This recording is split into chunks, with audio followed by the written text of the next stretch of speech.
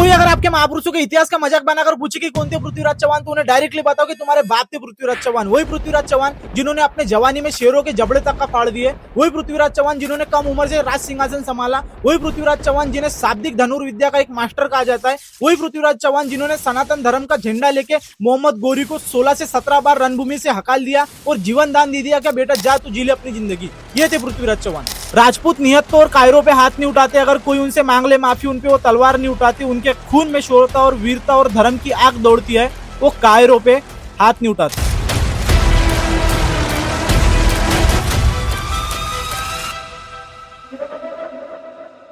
भारत का इतिहास वीरों और पराक्रमों के अनगिनत कहानियों से भरा पड़ा है, पर कुछ नाम अभी भी ऐसे हैं जो समय के साथ में धूल में मिले नहीं। वो नाम आज भी शोर मचाते हैं। उनमें से एक नाम ऐसा भी है जिनका नाम है सम्राट पृथ्वीराज चौहान। अभी एक मूवी आ रही है अजय देवगन की, उसमें वो कहते हैं कि पठानों से कहना चौहान आ गए करके, और यहाँ पर कुछ ना कुछ लोग अपना प्रोपेगेंडा फैलाएंगे और अपने जो पृथ्वीराज चौहान जी है इनके इतिहास का मजाक बनाएंगे। तो उन्हें ये ठोस सबूत मार देना, और ये जो रील है और ये जो मैं वीडियो बना रहा हूँ ये उनके मुंह पे तमाचा रहने वाला है। और यहाँ पर हम बात करेंगे पृथ्वीराज चौहान जी की पूरे हिस्ट्री की, उनके जन्म से लेके उनके मृत्यु तक का। उन्होंने अपने ऐसे जीवन में ऐसे ऐसे पराक्रम किए कि भाई शायद आप अगर सच में वो सुन लोगे तो एक तो आप मोटिवेट हो जाओगे या फिर इतना इमोशनल हो जाओगे कि आपके आंखी से आंसू आ जाएंगे, जैसे मेरे आंखी से आए थे।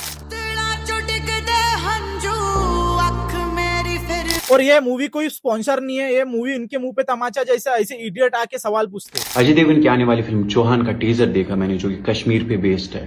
पठानों से कहना कि चौहान आ रहा है, क्या कहूंगा मैं पठानों से। 12वीं शताब्दी में गया था चौहान पठानों के पास, पठानों ने उसका गला काट दिया था पृथ्वीराज की कसम। और ऐसे इडियट लोगों की इंडिया में कुछ भी कमी नहीं है, जो बिना पूछे बिना आगे पीछे पढ़े नीचे ऊपर नीचे देखकर सवाल उठा देते हैं और हमारे महापुरुषों का मजाक बनाते हैं। इसी के साथ हम स्टार्ट करते हैं हमारे पृथ्वीराज चौहान जी की वीर गाथा और उनके पराक्रमों की हिस्ट्री। साल ईस्वीसन 1167 में भारत की पावन धरती पर सोमेश्वर चौहान और कर्पूरा देवी एक ऐसे अद्भुत बालक को जन्म देती है जो एक चौहान वंश के लिए एक शुभ संकेत माना गया था। एस्ट्रोलॉजर ने भी भविष्यवाणी करते हुए कहा कि भविष्य में आगे जाकर एक बहुत बड़ा राजा बनेगा और पृथ्वी के एक बहुत बड़े हिस्से पे राज करेगा। इसी को ध्यान में रखते हुए उनके पिताजी ने उनका नाम पृथ्वीराज चौहान रखा। आपको नहीं पता होगा तो मैं बता दूं, पृथ्वीराज चौहान ये पहले नहीं थे, इसके पहले भी इनके वंशज में 2 पृथ्वीराज आके गए थे और पृथ्वीराज चौहान ये तीसरे थे।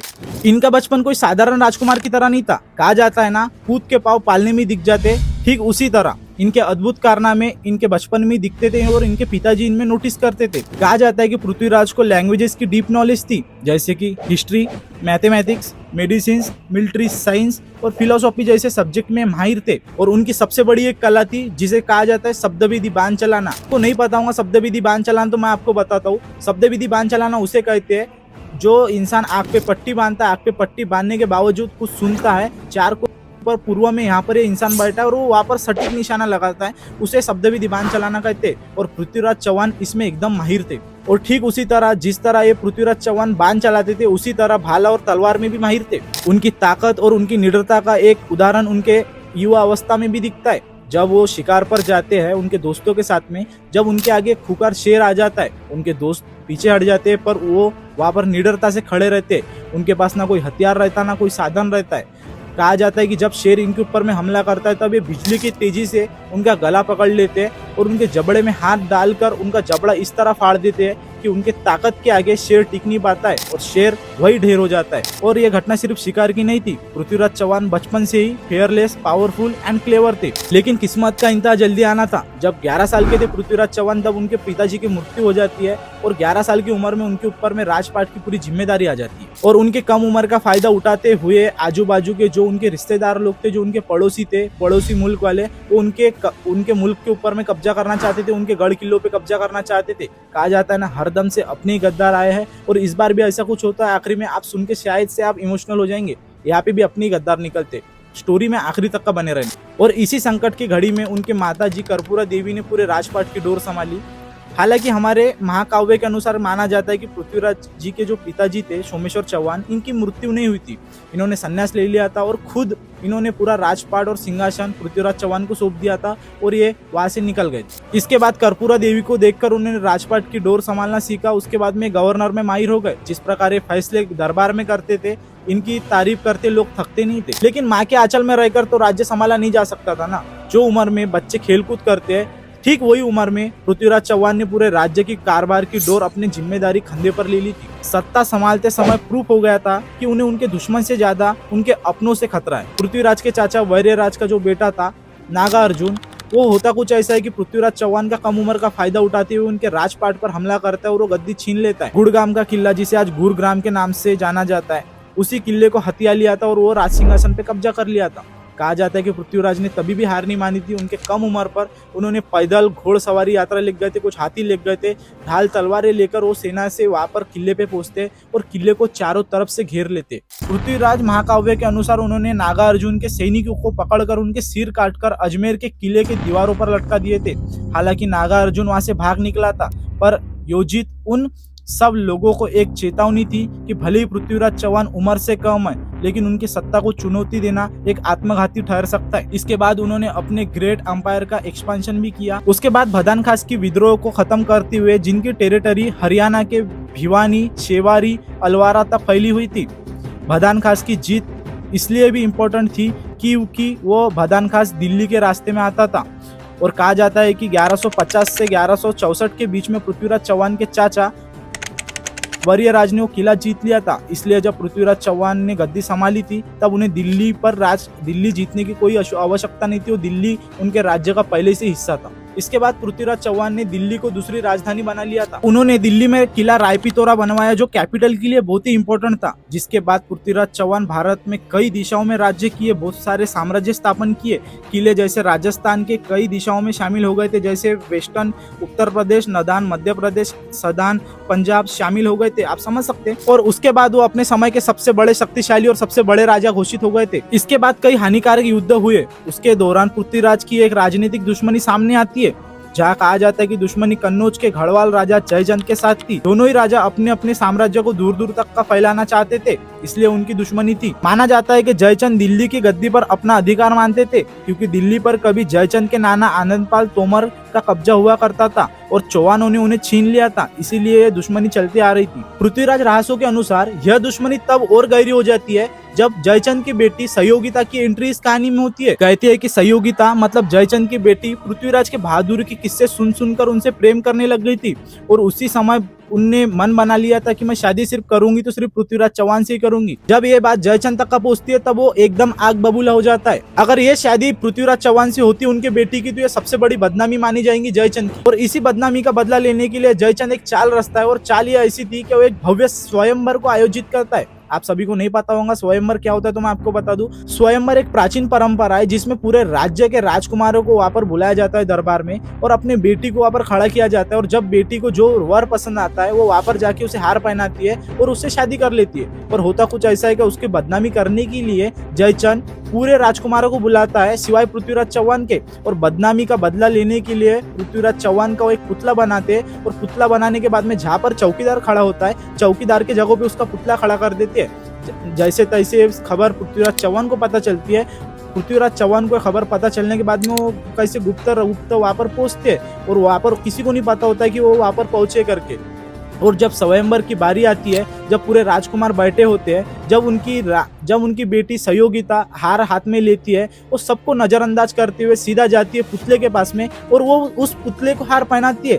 पुतले को हार पहनाते ही वहां पर कई पृथ्वीराज चौहान गुप्त रूप से छुपे होते हैं और डायरेक्ट निकलते हैं और वो सहयोगिता का हाथ पकड़ के अपने घोड़े पे बैठाते हैं और सीधा दिल्ली की तरफ निकलते हैं। दिल्ली की तरफ निकलते समय जयचंद के कुछ सिपाही उनका पीछा करते हैं, पर वो वहां से निकलने में सक्षम हो जाते हैं। वहां पर जाने के बाद में दिल्ली में पहुंचते हो सक्षम रूप से और वहां पर सहयोगिता से और पृथ्वीराज चौहान ये दोनों शादी कर लेते हैं। हालांकि पृथ्वीराज और सहयोगिता की कहानी के हिस्से अभी भी कुछ लोग इन्हें काल्पनिक मानते हैं, लेकिन इतना तो तय था कि जयचंद और पृथ्वीराज चौहान के संबंध पहले से अच्छे नहीं थे और अभी इन्होंने शादी कर ली थी, तब तो और वो आग बबूला होकर उनकी और दुश्मनी ज्यादा बढ़ गई थी। और कहा जाता है कि जब फॉरेन इन्वेटर का खतरा जब भारत पर टकरा रहा था, तब भी ये राजा एक का साथ देने के लिए तैयार नहीं हुए थे। अब इस कहानी का सबसे बड़ा और महत्वपूर्ण हिस्सा चालू होता है। एक तरफ सम्राट पृथ्वीराज चौहान अपने अंपायर को बहुत ही तेजी से बढ़ा रहे थे, दूसरी तरफ पश्चिम में उनका नया और खतरनाक दुश्मन तैयार हो रहा था। यह दुश्मन था एम्बेसिस एंड रोटलेस इन्वेंटर मोइज अल दीन मोहम्मद बिन श्याम, जिसे भारत में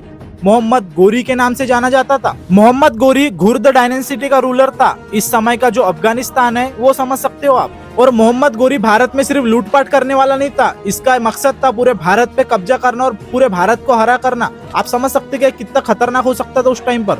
इसी ख्वाहिश में मोहम्मद गोरी 1178 में गुजरात के चालुक्य शासक भीमसेकंड के राज्य पर हमला कर देता है, जहाँ का नेतृत्व और जहाँ की डोर उनकी माता नाइकी देवी संभाल रहे थे। होता कुछ ऐसा है कि मोहम्मद गोरी वहां पर अपनी पैदल घोड़सवारी सब कुछ सेना लेकर ढाल तलवारें लेकर पहुंचता है, और होता कुछ ऐसा है कि जो भीमसेकंड की माँ थी नाइकी देवी, वो ऐसा टक्कर देती है कि मोहम्मद गोरी वहां से भाग निकलता है, और वहां पर उसकी ऐसी हार होती है कि वो डबल नजर उठाकर गुजरात की ओर देखता नहीं है। और तब उसे पता चलता है कि दक्षिणी रास्ते से भारत में घुसना मुमकिन नहीं है, इसलिए वो नॉर्थ की तरफ में ज्यादा फोकस करता है। और तब उसकी ये नीति काम चल गई, और तभी उसने सिंध, पेशावर और सियालकोट पर कब्जा कर लिया। और 1186 में लाहौर के शासक खुसरो शाह मलिक को भी उसने गिरफ्तार कर लिया, और वहां पर भी उसने कब्जा कर लिया। इन लगातार जीत के बाद में मोहम्मद गोरी रुकने वाला नहीं था। इसका अगला निशाना था चौहान लोगों का साम्राज्य। 1191 में उसने अचानक हमला करते हुए तबाड़ हिंद यानी आज के भटिंडा पर भी अपना कब्जा जमा लिया, और वो किला उसने उसके सेनापति को सौंप दिया, जिसका नाम था जियाउद्दीन, और 1200 घोड़ेसवारों को भी सौंप दिया था।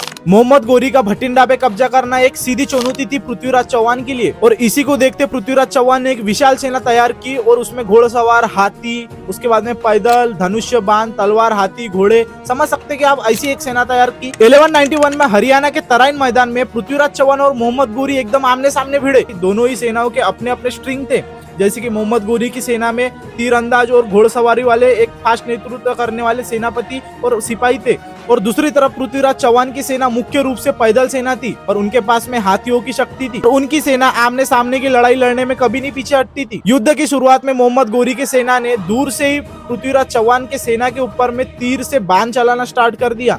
आप समझ सकते हैं कि कहीं ना कहीं पृथ्वीराज चौहान जी की सेना जो पैदल थी और कुछ हाथियों के साथ में थी, वो कहीं ना कहीं घायल होना स्टार्ट हो गई थी। और मोहम्मद गोरी की सेना में एक खासियत थी कि वो तीर चलाते से पीछे हट जाते थे, जिसके वजह से पृथ्वीराज चौहान की जो सेना थी वो कहीं ना कहीं इनका आमना सामना करते करते वो थक जाती थी, और ये दूर भाग के उनके ऊपर में तीर चलाते थे। और इसके उलट राजपूती सेना आमने सामने की लड़ाई में विश्वास रखते थे, और वो इतने माहिर थे कि उसका जवाब नहीं था। वो इतने माहिर थे कि वो तलवार और भालों से दुश्मन का सामना कर लेते थे। पृथ्वीराज चौहान की सेना ने डायरेक्टली उनके आगे आके और एकदम सामने आमने की लड़ाई करते हुए एकदम से उनको धूल चटाना स्टार्ट कर दिया।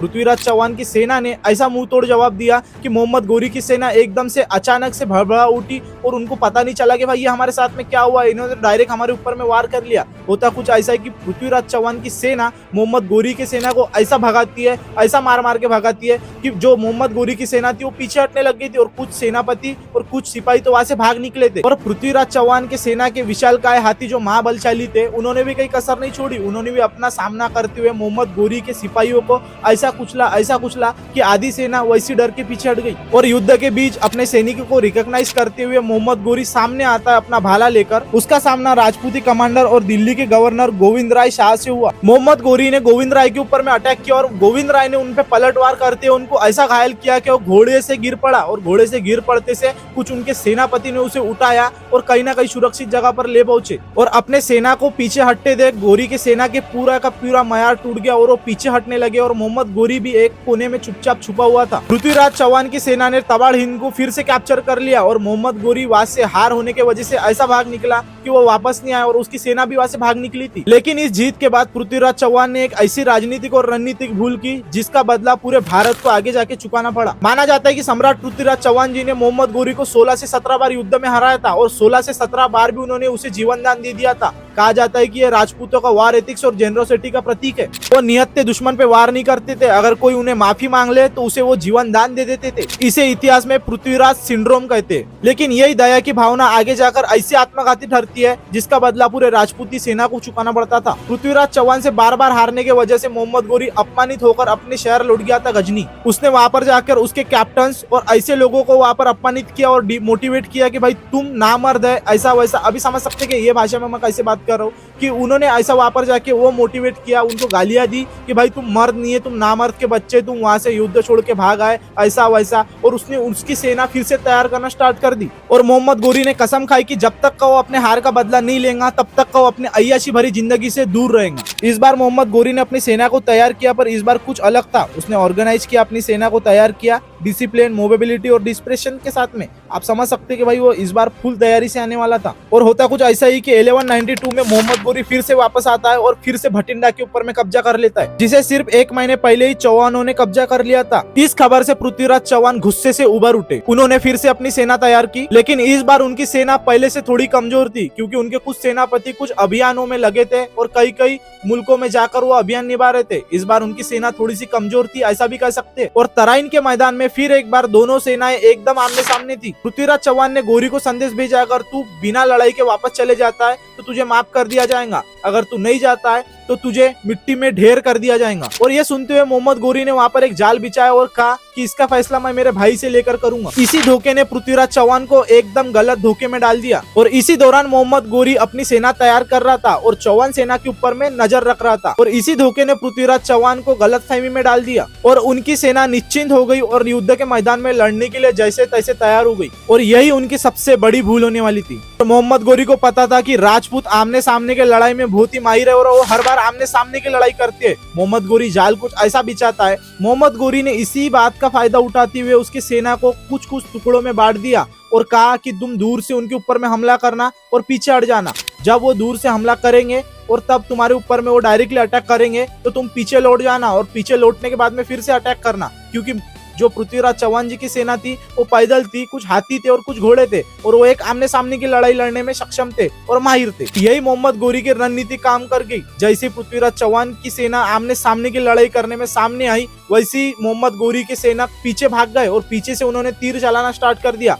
जैसे जैसे पृथ्वीराज चौहान की सेना उनके ऊपर में वार करती, वो पीछे पीछे हटते और उनके ऊपर में वार करते और पृथ्वीराज चौहान जी की सेना को घायल करते रहते। आप समझ सकते कि इसी दौरान में वो भागा दौड़ी में पैदल सेना होने के कारण पृथ्वीराज चौहान जी की सेना थकते चली गई और मोहम्मद गोरी की सेना दूर जाकर बांध चलाती रही। आप समझ सकते हैं कि कितनी खतरनाक मंजर हो सकता था। और इसी दौरान राजपूत सेना के जो हाथी थे, घोड़े थे और पैदल सैनिक थे, वो एकदम ऐसे थक गए थे कि वो पैदल कहाँ तक का यार समझ सकते हैं आप भी, घोड़े का और इंसान का, वो एकदम थके हुए थे और अनऑर्गेनाइज थे और कई तो भी अपना तंबू गाड़कर रुके हुए थे। जब राजपूती सेना अपने काम में व्यस्त थी, सुबह थके हारे अपने काम कर रही थी, अनऑर्गेनाइज थी, तब मोहम्मद गोरी की सेना अचानक डिसऑर्डर में उनके ऊपर में ऐसा प्राणघाती हमला कर देती है कि आप सोच भी नहीं सकते। और इसी रणनीति के आगे राजपूत सेना टिक नहीं पाई और पृथ्वीराज चौहान को मोहम्मद गोरी की सेना ने बंदी बना लिया। और ये हार पृथ्वीराज चौहान की वीरता की वजह से नहीं हुई थी, ये हार हुई थी दुश्मन को हल्के में लेने की आदत की वजह से, उनकी दुश्मन को अंडर एस्टिमेट करने की वजह से। और समझ सकते कि जब दुश्मन अपने रन से भाग रहा है, उसे जीवन दान देने की कम से कम आप समझ सकते 16 से 17 बार उन्होंने मोहम्मद गोरी को जीवन दान दे दिया। अगर वो उसी बार उसे मार देते तो आज ये दिन देखने नहीं मिलता था, क्योंकि पृथ्वीराज चौहान और राजपूती सेना का एक मोटिव है कि जो अगर रन में माफी मांग ले उसे माफ कर दो, जो नियत है उसके ऊपर में हाथ मत उठाओ, दया दृष्टि की कृपा करो। ये दया दृष्टि एक दिन ऐसी आंख पे बैठ गई कि पृथ्वीराज चौहान को मोहम्मद गोरी की सेना ने बंदी बना लिया। पृथ्वीराज चौहान की इस हार के बाद में भारत में मुस्लिम शासकों की स्थापना का रास्ता एकदम आसानी से खुल गया था। और माना जाता है कि पृथ्वीराज को हराने के लिए कन्नौज के राजा जयचंद ने मोहम्मद गोरी का साथ दिया था सीक्रेटली। उसके बाद में कई कथाओं में कन्नौज के राजा जयचंद को गद्दार नाम से घोषित किया गया था। कुछ इतिहासकार इसे झूठ मानते हैं। कहा जाता है कि जयचंद ने पृथ्वीराज चौहान का साथ नहीं दिया था, पर वो मोहम्मद गोरी के साथ भी नहीं थे। पर उसके बाद मोहम्मद गोरी ने जयचंद का भी राज्य जीत लिया और उसको भी जान से मार दिया। पर सबसे बड़ा सवाल पैदा होता है कि सेकंड बैटल के बाद में पृथ्वीराज चौहान का अंत कैसे हुआ। ये आज भी हिस्टोरिकल है और इसके ऊपर में बहुत सारी डिबेट चलती है। कुछ हिस्टोरिकल रिसोर्सेज से पता चलता है कि जो पृथ्वीराज चौहान थे वो बैटल फील्ड में ही वीरगति को प्राप्त हुए थे। और कुछ अकाउंट के अनुसार माना जाता है मोहम्मद गोरी ने उन्हें बंदी बना लिया और अजमेर ले गए और वहाँ पर शासक के रूप में बहाल करने का प्रयास किया था, लेकिन बाद में कॉन्स्पिरेसी के आरोप में उनकी हत्या कर दी गई थी। इसके बाद सबसे पॉपुलर स्टोरी पृथ्वीराज रहस्यों में मिलती है। इस पृथ्वीराज रहस्यों के अनुसार मोहम्मद गोरी ने पृथ्वीराज चौहान को बंदी बनाकर उनके शहर गजनी ले गए थे। वहाँ उन्होंने उनके ऊपर में बहुत अत्याचार किए और उनको बहुत सारी यातनाएं दी। उसके बावजूद भी पृथ्वीराज चौहान की आंखें उनके आगे झुकी नहीं, तो मोहम्मद गोरी ने उनके सिपाहियों को आदेश दिया और कहा कि इनके दोनों आंखें निकाल लो। और उनके हुक्म की तामीर करते हुए मोहम्मद गोरी के सिपाहियों ने गरम सलाखे की और वो गरम सलाखे पृथ्वीराज चौहान के दोनों आंखों में डाल दी। सम्राट पृथ्वीराज चौहान को उनके आंखों का बलिदान स्वीकार था, पर आंखें झुकाना मंजूर नहीं था। इसी दौरान पृथ्वीराज चौहान के कोर्ट पोएट चंदबरदाई भी किसी प्रकार गजनी पहुंचे। उन्होंने देखा कि मोहम्मद गोरी पृथ्वीराज चौहान को सारे समाज के आगे अपमानित कर रहा है और उन्हें मारने की योजना बना रहा है। चंदबरदाई ने एक चाल चली और मोहम्मद गोरी से कहा, सुल्तान, जिसे आप मृत्यु दंड देने जा रहे हैं वह कोई साधारण इंसान नहीं है, बल्कि सम्राट पृथ्वीराज चौहान है। जिन्होंने तुम्हें दर्जनों बार मैदान में हराया है, दर्जनों बार तुम्हें मैदान में धूल चटाई है। मोहम्मद गोरी ने पृथ्वीराज चौहान का मजाक बनाते हुए कहा, अब ये अंधा है, अब ये किसी काम का नहीं। इस पर चंद बरदाई ने मोहम्मद गोरी से कहा कि तुम्हें नहीं पता, हमारे सम्राट शब्दविधि बाण चलाने की कला में एकदम माहिर है, सिर्फ आवाज सुनकर वो लक्ष्य को भेद सकते हैं। मोहम्मद गोरी ने इस पर भी पृथ्वीराज चौहान का मजाक बनाया और कहा कि ये सब फालतू बातें, ये सब कुछ नहीं होता, और हाँ, अगर ऐसा होता है तो पूरा नगर यह तमाशा देखेगा। इसके बाद सभा का आयोजन हुआ और भारी भीड़ जमा हो गई। पृथ्वीराज की बीड़ियां खोल दी गई और उनके हाथों में धनुष्य बाण थमा दिया गया। मोहम्मद गोरी ने चंद बरदाई के सामने एक शर्त रखी, अगर पृथ्वीराज चौहान शब्दविधि बाण चला नहीं पाए तो तुम दोनों के सर कलम कर दिए जाएंगे। चंद बरदाई ने मुस्कुराते हुए जवाब दिया कि सुल्तान, इसकी नौबत नहीं आएंगी। इसके बाद कर्तव्य शुरू होता है और चंद बरदाई एक दोहा पढ़ते हैं, 4 बाज 24 गज अंगुल अष्ट प्रमाण, ताऊ पर सुल्तान है मत चूको चौहान। इस दोहे से पृथ्वीराज चौहान को मोहम्मद गोरी की एग्जैक्ट पोजीशन पता चल जाती है, जो एक ऊंची गादी पर बैठा हुआ है। उन्होंने अपने धनुष पर तीर साधा और तीर सीधा मोहम्मद गोरी के सीने में जा धंसा और मोहम्मद गोरी वही ढेर हो गया। इसके बाद मोहम्मद गोरी के सैनिक चंद बरदाई और पृथ्वीराज चौहान को मारने के लिए सामने आए। तभी उन दोनों ने उनके खंजर निकाले और उन्होंने एक में की जान ले ली, ताकि उनके मौत पर भी उनका अधिकार हो, ना कि किसी दुश्मन का। यह कहानी ब्रेवरी और रिवेंज का प्रतीक बनकर सुनाती रही है, लेकिन हिस्टोरिकल इसे सही नहीं मानते। यहाँ तक कि पृथ्वीराज रहस्य को लेकर भी कई सवाल उठते हैं और माना जाता है कि पृथ्वीराज चौहान के मृत्यु के बाद में पृथ्वीराज रहस्य लिखे गए थे 15 या 1670 सेंचुरी में। इसी कारण से पृथ्वीराज चौहान का इतिहास आज भी कितने लोगों को काल्पनिक लगता है। इसके बाद उनका साम्राज्य मोहम्मद गोरी के कंट्रोल में आ गया। दिल्ली मोहम्मद गोरी के सेनापति कुतुबुद्दीन अकीब के कंट्रोल में आ गई थी, जिसके नाम पर आज भी दिल्ली में कुतुब मीनार है। इसके अलावा पृथ्वीराज चौहान के नाबालिग बेटे गोविंदराज फोर्थ को कठपुतली पेपर रूलर बनकर जो मोहम्मद गोरी को टैक्स देता था, पृथ्वीराज के भाई हरिराज ने स्वीकार नहीं किया और गोविंदराज फोर्थ को हटाकर अजमेर पर अधिकार कर लिया। इसी विद्रोह के क्षेत्र में अस्थिरता बढ़ गई और इस अस्थिरता का लाभ उठाते हुए मोहम्मद गोरी के सेनापति कुतुबुद्दीन ने अजमेर पर हमला कर दिया और हरिराज को हराकर वहां पर भी अपना कब्जा कर लिया और इसी से रही सही कसर भी पूरी हो गई। जो अजमेर कभी राजपूतों की शान हुआ करता था, वो अब दिल्ली की सल्तनत का हिस्सा बन गया था। पृथ्वीराज चौहान के मृत्यु के बाद में मुस्लिम शासन काफी बढ़ गया था। इस वजह से मुस्लिम शासक की नींव पड़ी और यह कई साल तक का चली। लेकिन सम्राट पृथ्वीराज चौहान की वीरता, शौर्यता और साहस की कहानियां आज भी इतिहास में अमर हो गई और यह कहानियों ने आने वाली पीढ़ियों को प्रेरित किया और उन्हें नेशनल परेड का प्रतीक बनाया। उनकी वीरता में याद दिलाती है, युद्ध में भले ही हमारी हार हो जाए, लेकिन वीरता, सम्मान और साहस की कहानियां कभी नहीं मरती। और यह थी हमारे सम्राट पृथ्वीराज चौहान की वीर गाथा और कुछ कहानियों के पन्ने, जो भारत के हर घर घर तक का जाना बहुत जरूरी है। बूढ़े बुजुर्ग से लेकर बच्चों तक का पता रहना चाहिए कि पृथ्वीराज चौहान कौन थे, जिनकी वजह से हमारे बच्चे, हमारे देश के युवा जनरेशन प्रेरित हो और उनसे कुछ प्रेरणा ले। जय हिंद, जय भारत, जय मां भवानी।